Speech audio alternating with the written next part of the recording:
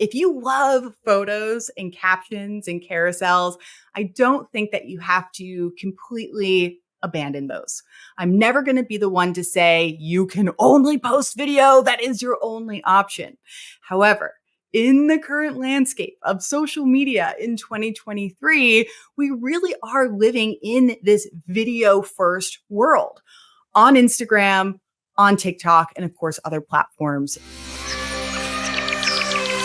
Today, I'm very excited to be joined by Jara Bean. If you don't know who Jara is, she is a short form video strategist and speaker who helps service-based businesses and content creators grow their businesses with video. Her course is called the Video Editing Rodeo. Jara, welcome to the show. How are you doing today? I'm doing so well. Thank you so much for having me. I am excited to have you on the show today. Jara and I are going to explore short form video strategy. But before we go there, let's roll back the clock to your story. I would love to hear, how'd you get into short form video? Start wherever you want to start. We're going to rewind back kind of a far ways here because the origins have begin when I'm like a wee girl on my mom's lap. So my mom is in the world of video. She works on films, commercials, TV. So from a young age, I've been sitting on my mom's lap as she edits different perfume commercials and fashion shows and documentaries. And so video and film and very much editing have been in my blood since those early days. And as I grew up, anytime I would have a school project, like I remember in 8th grade having a biology project on the Ardipithecus ramidus. And rather than like create a poster or, have a talking presentation, I would create these like feature length videos as my final project. And I think my teacher still shows that to this day. Granted, it was on VHS, so hopefully he's transferred that over by now. So video's been in my realm for quite some time. And I grew up in New York City. I graduated and went off to college in Los Angeles. I went to USC, went in undeclared, didn't know what I want to focus on, ended up being a fine art major with an emphasis in graphic design. So in that creative world, like I've always loved art, I've always expressed myself visually in some shape or form. And so I graduate from USC, I get a job as a freelance graphic designer working at a advertising company. And funny enough, as most of us do these days, we all have to wear multiple hats. So yes, I was doing graphic design, but I remember teaching myself After Effects because I had to learn these little animations for the different presentations that the salesmen were doing. And I edited videos, little promo videos. So yes, it was graphic design, but I'm still kind of learning these skills. I'm still creating video projects. If I think to the next place that I worked at, it was a fashion startup. I edited their Kickstarter video that made $40,000. So once again, this video creative thread is weaving in and out of my life. Well, we come up to 2015. I'm still a graphic designer, but I ended up working at a startup that wasn't the best, let's just say. They definitely kind of manipulated me a bit, didn't treat me so nicely. And I remember one day I'm standing in the mirror at a WeWork. And I'm exhausted. I'm probably getting paid less than minimum wage at this point with the weekends that I'm working and the late hours. And I part my hair in the mirror and there's a bald spot on my head. I'd started to lose hair due to how stressed I was from this job. It was also during this time I realized I was struggling with social anxiety. I started to see a therapist for that. So I look back at that time as just challenging, dealing with some stuff. And that set the scene for me making a positive change in my life. Now, at the time, did I go, I'm going to make a positive change in my life? Not necessarily, but hindsight's 2020. And there was definitely something pushing me to pivoting in some shape or form. Now, at the time, I had an Instagram account for my hand lettering. I used to draw letters and spend hours on it. And that was the first time I really tapped into the power of community on social media. This is like pre-2015. We're talking like 2013 or so. I remember connecting with different artists from all around the world and collaborating them on these drawing projects. So I had that in my back pocket when I decided to start a workout program in 2015. And I started that workout program. It's called, or was called, BBG, Bikini Body Guide by Kayla Itsinas. It was a total movement at the time. And I started an Instagram account, Workout Bean at the time, to accompany my journey and to help hold me accountable. And one of the main reasons why I started that Instagram account was because I felt the power of community from my drawing account that I had already had for about a year or two. So I start this workout program, I start this Instagram account, and this was the positive change. This was the catalyst towards, it sounds so dramatic, but literally changing the rest of my life. Because what happened was, at the time, the word influencer didn't exist, so I can label it as at that now, but I became a fitness influencer without there even really being a word for it. I became an Adidas ambassador. I then transitioned to becoming a SoulCycle instructor, which is spinning. So fitness just took over my life in the best way possible, in addition to social media. It was this beautiful coupling of these two forces that just brought me so much joy, community, creative expression, and so on. And that went on till about mid 2018. I had grown my Instagram account. I was pretty much working full time as an influencer, doing brand partnerships, but I decided to leave SoulCycle, pursue that full time. And that's when I entered kind of a little bit of an unknown era. I think SoulCycle and fitness had been so part of my identity for so long that to no longer have fitness was a bit of a shock to the system. And it was a year and a half of sort of rediscovering myself again and feeling quite lost, if I'm being totally honest. By the end of 2019, it's like, I got to do something here. I need more. I feel pulled to do more than just create content. And I don't mean that in a condescending way, because one can be a full-time content creator and be absolutely fulfilled. But I just wanted to add something else to my toolkit. Hired a business coach. And that was my official pivot into the world of social media coaching and education. So with my almost 5 or so years of experience in social media at that point, building my own brand, my own account, I then began to transfer those skills to my students. So I created a group coaching program and I ran that program for about 7 years. And that is what also helped to launch my speaking career, speaking on stages, keynotes, as well as working with some major brands like Estee Lauder and MAC, Bobbi Brown, Adobe, AT&T. And that really brings us to current day, where I am still very much a content creator. I love creating for Instagram, for TikTok, video specifically. I also have the coaching aspect of my business with one-on-one, as well as my programs.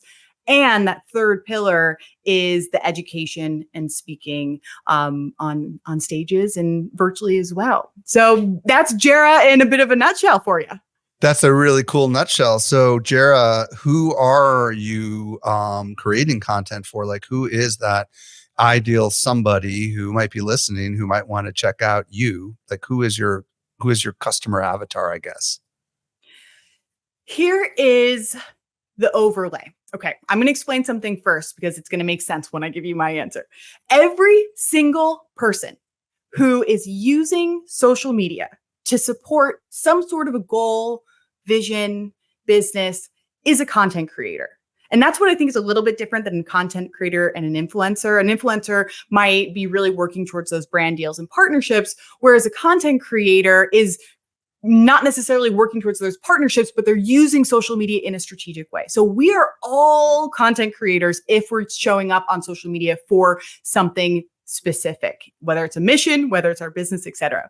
Now, if you are a business, let's say you're a service-based business or a product-based business, you are still a content creator, but we're just adding on that additional layer of your business. So everyone's a content creator. And then from that pool, we have people selling specific things, services, products, and that's where that business layer is added on. So in terms of my ideal person, I say content creators Absolutely. I really specialize in building personal brands, helping people show up authentically, finding their voice and their confidence, their secret sauce, as I call it. But in addition to that, I love helping, I would say more so service-based businesses because they are the face of the brand. And so that content creator aspect really translates really beautifully to their social media strategy. But we get to add on that layer of, ooh, how do we promote our business? How do I talk about my services? How do I get more clients, et cetera? So content creators as well as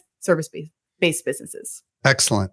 So there are a lot of people listening right now that, first of all, were completely locked into your story, but might not be sold on the idea of creating short form video. So what do you want to say to those people? Because there are lots of people who might be comfortable writing or using photography or images, but maybe when it comes to short form video, they just haven't really understood why it's so critical. What do you want to say to those people? Couple things I want to say to those people. First and foremost, I don't think that if you love photos and captions and carousels, I don't think that you have to completely abandon those. I'm never going to be the one to say you can only post video. That is your only option. However, in the current landscape of social media in 2023, we really are living in this video first world on Instagram, on TikTok, and of course, other platforms as well. And I think when people are resistant to video, a lot of times it comes with the overwhelm of video. Video has a lot more moving parts to it than just a photo and a caption.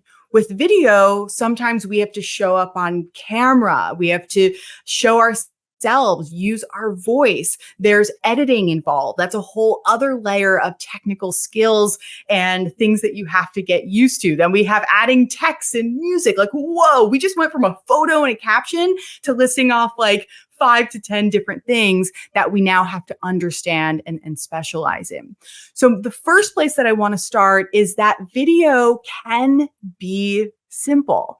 Video can be simple and effective. I know as we're scrolling through our Reels tab, and it's currently in the moment because Reels is having a moment where we got all this trendy editing and it's a little bit more aesthetic than TikTok is.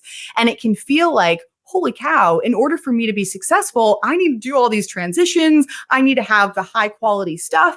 And sure, that is an option. If you are someone who has those technical skills, if you're someone who's really driven or has the time to pursue that type of visual aesthetic content, by all means. However, video can be as simple as setting up your camera right here as I'm talking on my desk, putting it on a little tripod, or you know what? Sometimes I don't even use a tripod. I lean it against a plant or a water bottle or the lamp and pressing record, letting that run as I'm typing, as I'm talking. Boom, we trim that down, let's say about 10 seconds, find a trending song, put text on top, and we want to make sure that we're still delivering value. So I'm not just saying, oh, just like put some text on it. We want to think about what that text and that caption is, but that is how simple video can be. So I always like to start off with that to convey that video can really be this low barrier to entry if we see all sides of it and not just the super fancy stuff. The other thing that I love so much about video is the authenticity factor. When we show up on video and show ourselves, when we use our voice, there's this instant transfer of energy that you will not get in a million years from a photo and a caption. And I know it can be absolutely terrifying to show up in that way, to reveal yourself in that way. A lot of people have fear around using their voice and talking to camera and seeing themselves. But once again, social media has evolved and it's no longer this glossy highlight reel. I think people are really wanting to connect with the human, the realness, the genuine, the imperfections. They want to see themselves in you in some shape or form. So we don't need to show up perfectly, which once again really lowers that barrier to entry for anyone who's feeling super resistant to it at the moment. Excellent. Okay. So we're going to talk about strategy. specifically with Reels and TikTok. And there's a lot of people who are listening who don't know where to start, right? So let's start with like, what's the first thing we need to be thinking about before we start creating Reels?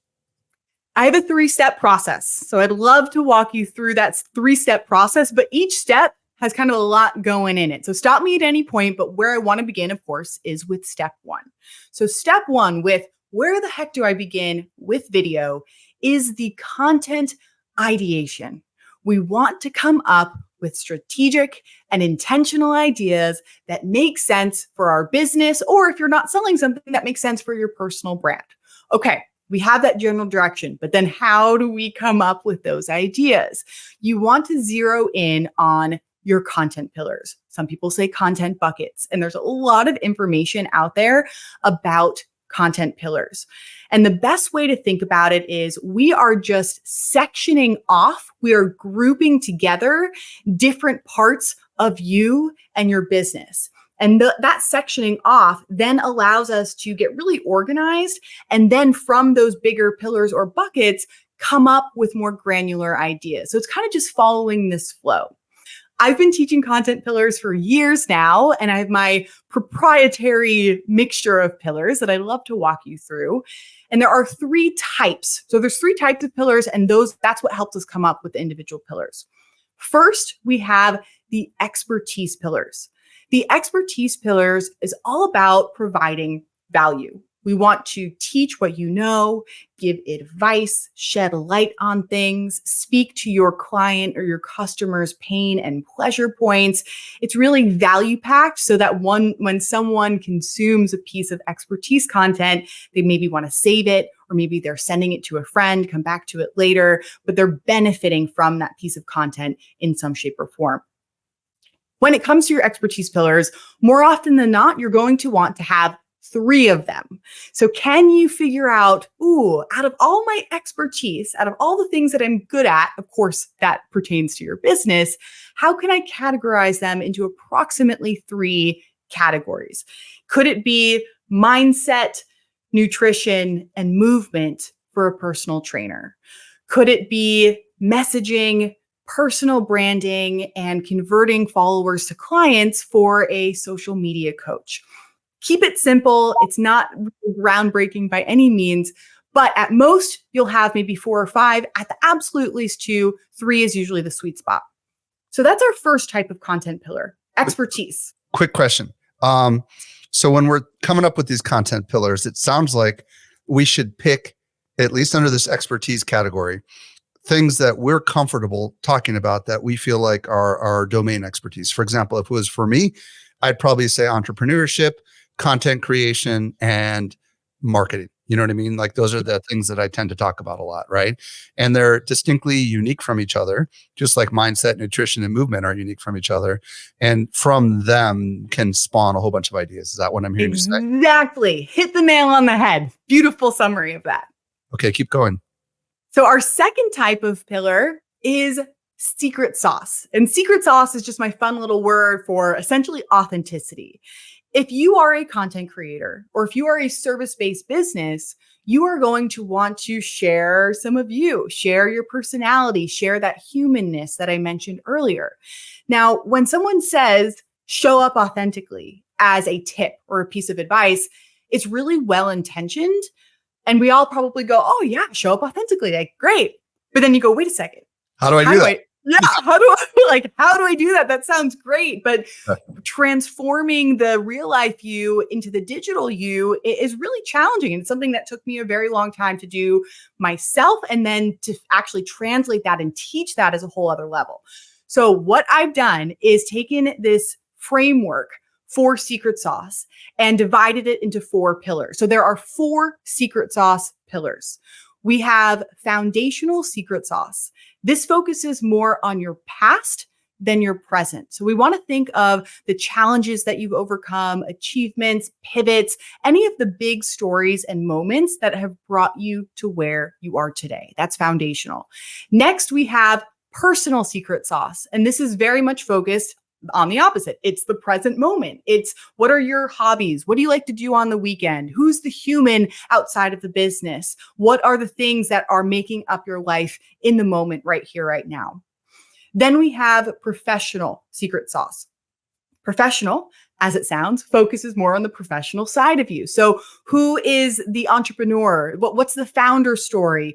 What are your values as a business or an entrepreneur? How do you do things differently?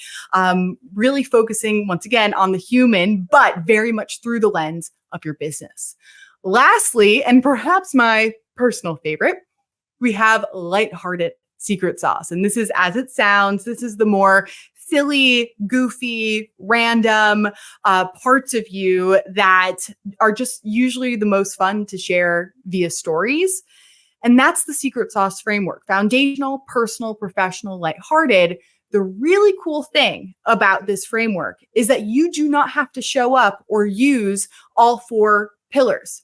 You can pick and choose. And this provides nuance to the tip of show up authentically and the resistance that people usually feel towards it, either not knowing how to do it or thinking, oh gosh, well, in order to show up authentically, do I have to share everything? I don't want to share everything. You don't have to share everything. You can choose. So maybe you are really heading in the buckets of foundational and professional, but personal and lighthearted, either you don't want to do or does not make sense for your business now or at this time. Maybe you reconsider in the future. So not only does it make this concept of showing up authentically more tangible, but it gives you options as well, allowing you to create boundaries if you need them when it comes to sharing you and your life online. This is a fascinating one, and I really love and I'm grateful that you're putting these categories together, because it's helping me, not just with short form video, but with any video, right? This is even the written word. I mean, this stuff is applicable to almost any kind of content. But the idea of, like, to show up authentically, for a lot of people, they think it means to show every scar and every challenge they've ever faced in their life. And I love how it could just be stories about experiences that you've had in the past. And it could be, if you are lighthearted, showing some of those mistakes that you made, right? And when you're recording, instead of editing them out. Is that kind of what I'm hearing you say? That kind of stuff? Absolutely. And what I love about secret sauce is that, yes, we have these categories, but it's also up to you for interpretation. So you might consider sharing the outtakes as lighthearted, but I might consider that professional because, podcast business, this is a professional moment. And it just, to me, gives dimension to secret sauce, and it's all open up for interpretation, and it's whatever makes sense for you. And those are starting categories. But in terms of labels, like, we can move things around however it makes sense in your brain. But what you described, sharing those outtakes, perfect example of a type of secret sauce. Yes. Okay. So we've got content pillar number 1 is expertise. Content number 2 is secret sauce. We just talked about a bunch of little sub pillars. What's the next? I think you had a third one, right? Yes. Our third type of pillar is the business pillar. And the beautiful thing about having these 3 types of pillars, expertise, secret sauce, and business, is that they all work symbiotically. So if you imagine like 3 circles representing each type of pillar overlapping, and we have the middle section where all 3 touch, that is your content strategy. And when you share value, share your expertise, when you share the humanness, it's going to make it that much easier to dive into the business pillar. A lot of people have fear around selling or talking about what they do or feeling pushy, and that's a whole other subject, but it should feel a lot better when you incorporate the other 2 types of pillars to begin with. Now, within the business pillar, we're going to subdivide this as well, just as we did expertise as well as secret sauce. But this time we're going to subdivide it into 2 different sub pillars. We have hard selling and we have soft selling. And I love creating this distinction because oftentimes people equate hard selling to the only type of selling. They think it's buy this, sign up now. It's the selling that you do during a launch or promotion. And yes, that is absolutely selling, but that's hard selling. And there's nothing bad about it. We got to do it when we have a time specific thing, or if we're wanting to make a sale or make money. So it's absolutely part of the business pillar. But where the nuance comes in is the soft selling pillar, because this is where we can be more nuanced and a little bit subtle about presenting our business, about talking and sharing about what we do or what we sell. So let me give you some examples. When it comes to soft selling, you want to ask yourself, how can I creatively feature what I do? Or how can I share the value of what I do?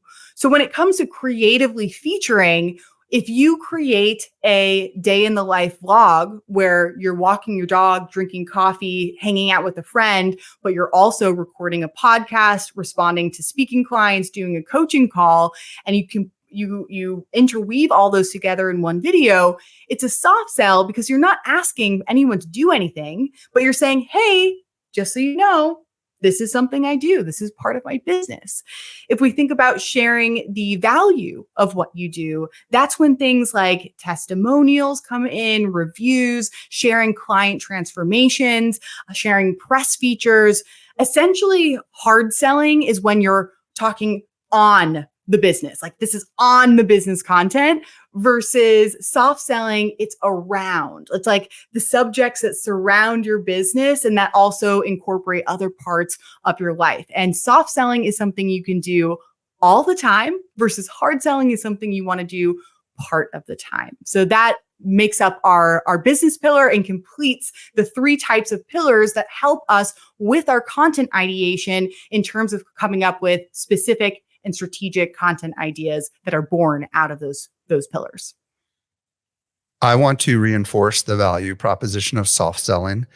If you tell a story and it's got a moral and a value proposition to it, and you just plant in the middle of the story, I was talking to a client and this happened. Believe it or not, what you're doing is you're soft selling that you take clients, right? And nobody even notices it, but subliminally they're like, oh, Jara takes clients. Oh, I didn't even know that, right? I mean, that's an example of soft selling. It can be the most subtle little thing. Yes. Like I posted on a long form piece of content recently on all the social channels that take long form. And I shared a story, and right in the middle of it, I said, I was talking to someone on my team about launching social media marketing world. And, it was just embedded right in the middle of a long story about why I should create more content.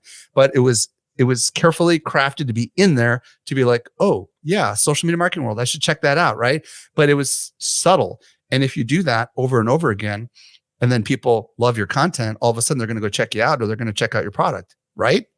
Super Hit powerful. the nail on the head. Yes. And it can be that simple. It can be that simple. Just dropping in on a podcast and having that line or mentioning it in your stories or a sentence in a caption. And that's how subtle and sort of dainty soft selling can be, which means once again, we can incorporate it almost daily into our social media content. Okay, so we've spent a really lot of valuable time specifically talking about coming up with creative ideas for content, specifically for short form videos. Now, you said this is a 3-step process, and there's lots of little there's pillars and sub pillars and all that fun stuff, but this is the first step. So what's the next step? Good thing. That's definitely the most complicated, kind of dense step. So we got step 1 done. It's the most fun too, I think, because this is like, you can get creative here, right? Yeah. Exactly. So we got the hardest work done, I think, at this point. And step 2, I think out of all 3 steps is definitely the easiest. And when I explain it, I think most people listening are going to go, oh, I know this already. And Jara's just kind of putting a name to it. So with step 1, we came up with content ideas. But when it comes to social media, the idea isn't the finished product. We have to turn that idea into a piece of content. And I'm going to focus specifically on video. So how do we take an idea and turn it into a video? Well, if you are able to label the 4 most common video formats, it then starts to bridge the gap. So the 4 most common video formats for Reels and TikTok is either talking to camera, voiceover, a text overlay, or a trend. And these are pretty much exactly as they sound. If you do a talking to camera video, you are talking into the camera and delivering that message. If you're doing a voiceover, you're using B-roll, which is just different shots depending on the subject matter, and you're adding in your voice as a layer. If you do a text overlay, we have what I described earlier, like a shot of me typing at my desk. I plop some text on top, and that text conveys the message of that content idea. And then when it comes to trends, well, that opens up a whole world because we have trending content on both Reels and TikTok. That can be a lip dub, that can be a transition, that can be pointing to words on screen. So that is a format that has a lot of kind of sub formats within that. But once we have that idea, we can go, okay, well, how do I bring it to life? Let me identify those 4 formats. What makes sense? Also, what do I have time for today? Because doing a text overlay will likely be a lot quicker than talking to camera, for example. So that's the second step, identifying those 4 formats and choosing what your content idea is going to be within those 4 formats. Okay, I've got a couple questions. When we are recording direct to camera, I just recently got this cool little DJI mic thing. I don't know if you've ever seen these things, but I'm showing these for the listening audience. Nice. They're these little tiny microphones that you can attach to your iPhone, and then you can put a lapel on it, and it's really good audio, right? But and then you have the audio separate if you wanted to, all that fun stuff. It's more relevant for people that are doing long form video and want to maybe make podcasts out of it. But do you find that you're just talking to your phone and you don't even really worry about the audio? 100%. I'm pretty low tech. And this is coming from someone who has a video background. Like, I could be high tech. I have a fancy camera. I have lighting. But because short form video content is so casual in its nature for the most part, and because simple, not super high tech content can be impactful and effective, like, I got a business to run. So even though I have the ability to create that fancy content and use high-end equipment, I don't feel like I need to. So yes, most of the time when I'm talking, or actually all of the time when I'm talking to camera, I'm setting my phone up. And as I mentioned earlier, oftentimes I'm not even getting my tripod out. I'm that lazy. I'll put it up on the windowsill over there and kind of, go up on my toes a little bit or bend down if I need to and call it a day for the majority of my content. Okay, so I found that sometimes if you hold your phone in your hand the wrong way, you could be covering up the mic, because I think the mic is on the bottom of the phone, isn't it? Or have you not found that to be the case? I haven't come into that issue. I do think it is on the bottom though. So, okay, let's talk about framing, because I know you have that video background. So like when we're actually recording ourselves, are we talking like arm length away typically? And how do we need to even worry about where we are in the frame? Because anybody who has a video background, as you know, there's rules of thirds and all this kind of stuff. Sure. Should we be really close up? Does it look a little different on one iPhone versus an Android? Do you understand what I'm asking as far as Absolutely. Yeah. So I'm sure people will have different opinions on this. So I don't think my opinion is necessarily my way or the highway, but how I approach it, usually as a creator of content, as well as a consumer of content, if I'm looking at someone, and we'll just keep it to talking to camera for now, I do like for there to be a little bit of a distance. I think sometimes when it's just your face filling the whole frame, it's kind of confronting and a little bit suffocating visually. So having a little bit of space from the camera where I can see the top of your head, chest up or something, or belly button up. Yeah, let's say at least kind of chest up, belly button up. I think is nice as well, because then we can kind of see how you gesture and how you move as well. The other important thing, it's not just the distance from the camera, but I call it headroom. How much space is above your head and the top of the video frame? Oftentimes, some will have a way too much headroom where you are in the lower half of the frame, and then half of the frame, the rest is headroom. Then you need to like lower your tripod or, kind of stand up on your tippy toes a little bit. Or sometimes the head will be right at the top, and then we want to back up a little bit. So that's also something to consider, is not just the distance, but your headroom. And these are more polishing pieces. So I don't want to scare anyone away who's super beginner and worry them too much about this. But when you kind of get the general hang of things, then you can start to worry or just think and consider about these other additional visual considerations. Let's talk about voiceover for a little bit. I think people understand what text overlay, because I think people understand voiceover presumably would be you're recording with the better camera on the other side of your phone, and then you're just going to be recording your audio and then somehow sewing the whole thing together. That's really what you mean by voiceover. Am I right? If you're a podcaster, you could use a podcasting rig to record the darn thing, right? And then just put a bunch of video to it. Is that as simple as it is? That's as simple as it is. And I think the best example of that is a day in the life video where you're waking up, walking the dog, working out, grabbing coffee, whatever. I'm just talking about the generic things, but you are guiding us through that by adding in your voice. And you're not like, I'm waking up. You just get the shot and then you add in that voiceover track later on as you're in editing mode. So let's talk about text overlay. Like what exactly, how is that different than what we just talked about with these two different first formats? Text overlay, the way that I think about it, is separate from talking to camera and voiceover because text overlay does not use your voice. Now, little caveat, when you are talking to camera and when you are doing voiceover, I do recommend adding text because there's a whole strategic way to use text. But when I specifically say format number 3 of text overlay, that is specific to video, text, no voice. And it's a great option for someone who needs to create quickly. It's also a great stepping stone for someone who is really terrified to use their voice and maybe they're not ready yet and we got to work our way up there. So it's just a great option for both speed as well as sort of comfort level as well. Okay, so just so I'm clear, you film either yourself or something else. Maybe it's the way that the sausage is being made in the factory or whatever. Yep. And then maybe you just put some words up there and add a music track and that's it. And that's it. But the words of this are very important because every single piece of content has some sort of message. If we go back to step 1, something is either sharing your expertise, something is sharing about you as a human, or something is sharing about your business. So with text overlay, actually, let me talk about voiceover and talking to camera. The way that the main message, the main point is delivered, for the most part, is going to be via your voice. In text overlay, how is the main message delivered? There's no voice. So it has to be via the text that you put on screen. So we don't want to just like, when I say plop on text, I'm not being flippant about it, but I do mean, we're just putting some text on there. But that text is what delivers the main message of the content idea. Now, the caption can complement that. So it doesn't have to be the entire idea, but we want at least part of that main message in the text that you overlay. Okay. I believe this is my last question on this particular step, which is talking about all these different formats, duration of the actual final product. My understanding is that is it true you can do 3 minutes on TikTok now? And 10 minutes. 10 minutes. Okay. Well, yeah.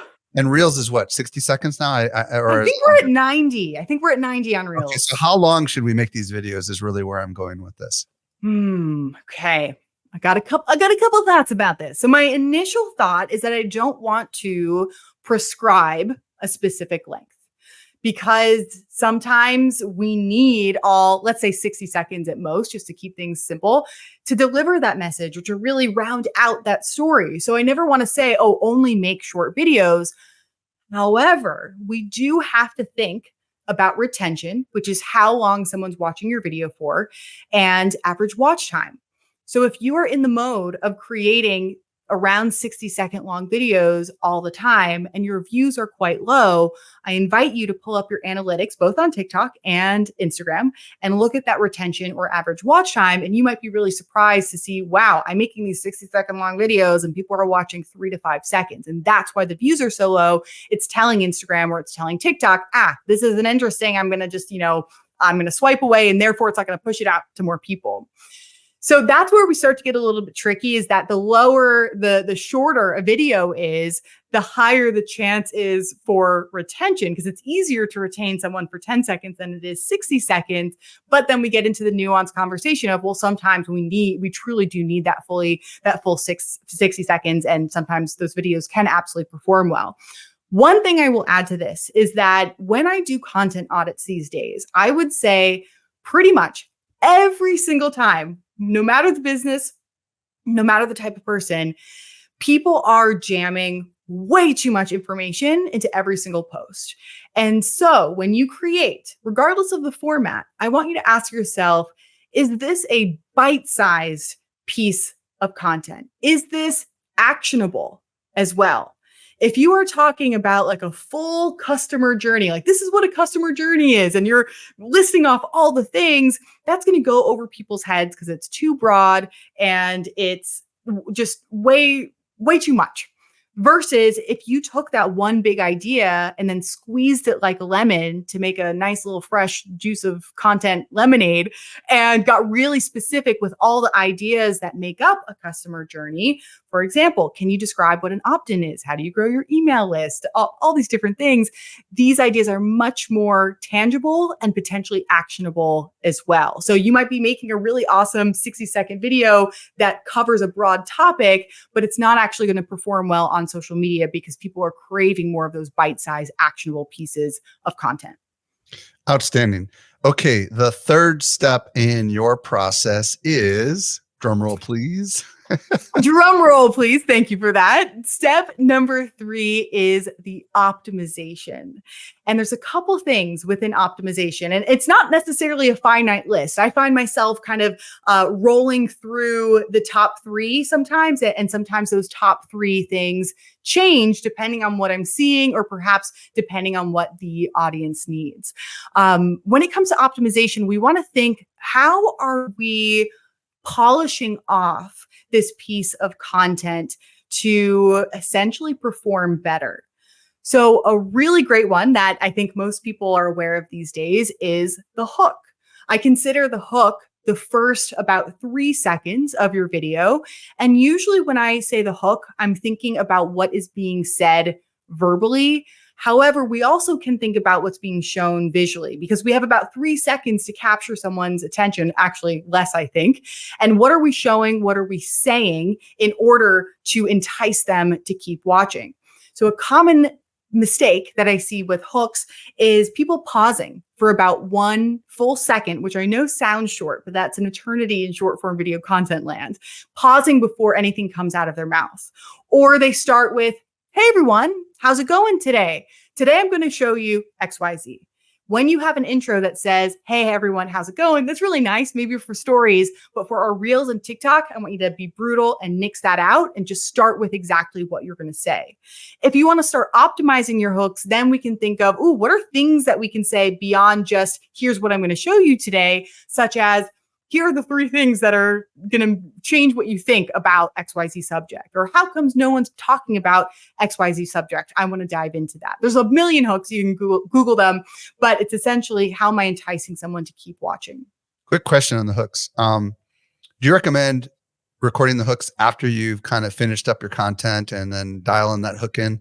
Because you can always add the hook in editing, right? Can't you? Absolutely. Absolutely. So if you're not someone who has hooks come to them naturally as you are recording, or perhaps as you're writing, if you write out a script or bullet points, you can let the content flow a little bit. And then maybe you watch the content, maybe you edit down the content first. And then as long as, you're in the same outfit, the same lighting, I mean, you could change up your outfit and then we have a little bit of a pattern interrupt, but most likely recording around the same time and space, you can just add that in later on if the hook comes to you during your process. Absolutely. Excellent. Okay. What else is part of this process of refinement, if you will? Another one is pattern interrupting. And pattern interrupting is a technique in editing where you are making different cuts to your video, to your clips, in order to keep people engaged. So if I record a talking to camera video about how to grow your community and it's 60 seconds long, and I just talk to the camera for 60 seconds and I just trim off the end and the beginning so there's no dead space and upload that video has 0 pattern interrupts. However, if I take that 60 seconds and I cut out any ums, I cut out any ahs. I essentially condense time a little bit and there's clear cuts and I'm creating clips in my timeline. That's the most basic form of a pattern interrupt. It's jumping from one clip to the next to hold visual attention. We can get a little bit more exciting with our pattern interrupts if it makes sense for the content and for your business, where maybe I'm talking to you first in front of a white wall and then I change to talk to you in front of a blue wall. Or maybe I'm recording super high and then I change the angle and I'm super low, or I change my hair. Like that's a much more dramatic pattern interrupt in order to keep people engaged. So that's really important in general, but I think when we're creating talking to camera videos, very essential to hold people's attention with those pattern interrupts. What do you want to say about captions and or cover photos? When it comes to captions, people tend to struggle a little bit with what to write when they've created this reel. It's like, wait, I have the reel. Do I need to say anything in the caption? And I always like to think about it this way. Your video, your reel, will either contain the full message, the full content idea, and the caption can just be, a cute little fluffy 1 or 2 liner, or the video will contain part of the idea and then entice people to then go to the caption. So that's a great balance. Of course, you can go the route of the reel has the full idea, the full message, and then you reiterate that in the caption if you just want to hit people with both the video and the written. So there's nothing wrong with that. But in order to work smarter and not harder and not have to write a whole caption out if you don't want to, either contain the whole message in the reel with a little complimentary caption, or entice people to learn the rest, know more in the caption. That's how I usually think about it. Cover photos, incredibly important because you want to think about those as the hook when someone lands on your Instagram profile or your TikTok page. If someone comes across your reel and they go, ooh, this is interesting, let me check out Jara's page. And then they arrive and every single cover photo is just an image. They have absolutely no idea what each piece of content is about. And we're in this stage where it's quick. I need to consume. I need to know fast. And if they don't know, they're going to swipe away and I've lost that potential community member, client, etc. If you have a text overlay, let's just say not on every, it doesn't have to be everyone, but most of your cover photos that either acts as a headline or you can really think about it as a hook into that piece of content, it's going to entice people to click and to consume that content. So cover photos play an incredibly important role, I think, in new followers and building your community. Do you recommend that we sample a piece of the actual video, or do you typically take separate pictures and just create something unique like a lot of YouTubers tend to do? I go both ways. So I have really changed from my content creator days when I was like full content creator mode before 2020, when I really wanted my feed to be beautiful. And now I've like thrown that out the window and I don't really care anymore. Invite anyone to take a look at my feed now versus like pre-2020 days. Very, very different energy and feel. But sometimes I want a little pop of color, or I want, I've had all these screenshots of me mid-sentence with my mouth open and text overlay. And I'm like, let me just grab one of my nice photos and kind of sprinkle that into my feed. So I think you can go one of both ways, either grabbing that screenshot and adding that text on top. And it's sort of a low-tech, fast, easy way to create your cover photos. Or you can also go the route of grabbing a different photo if you so choose. And you can do both like I do as well. Let's talk about your preferred apps for doing editing. So as I mentioned, I have my background in my early days sitting on my mom's lap and she's editing on professional software. And that's how I learned to edit. I think originally on Final Cut Pro, I learned Premiere Pro. I'm back on Final Cut Pro now. So those are my editing origins. However, when it comes to short form video content, I do everything on my phone. And my app of choice these days is CapCut.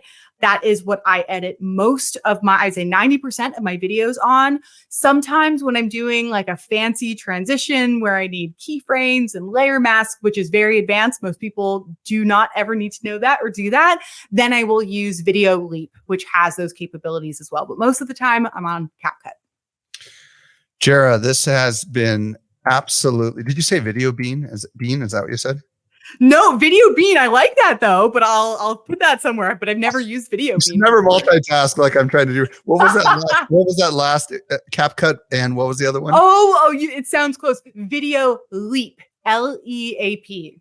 It's a big leap for me to go from Video Leap to Video Bean, but we'll take it and we'll keep this in Hey, here. it's kind of similar. We're being authentic here. Jara, this has been phenomenal. If people want to discover more about you, where do you want to send them?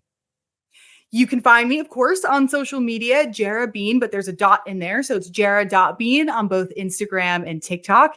It's JaraBean, just straight through.com for my website. And I have my new course launching soon, my video editing course. It's called the Video Editing Rodeo. And if you want access to that waitlist, if you want some freebies as well, I have a special link for everyone listening today. That's jarabean.com/SME, and you can access those freebies and get that info for the video editing waitlist as well. Jara Bean, thank you so much for sharing all your insights with us today. We're so much better because of it. Oh, thank you. Thanks for having me. I appreciate it.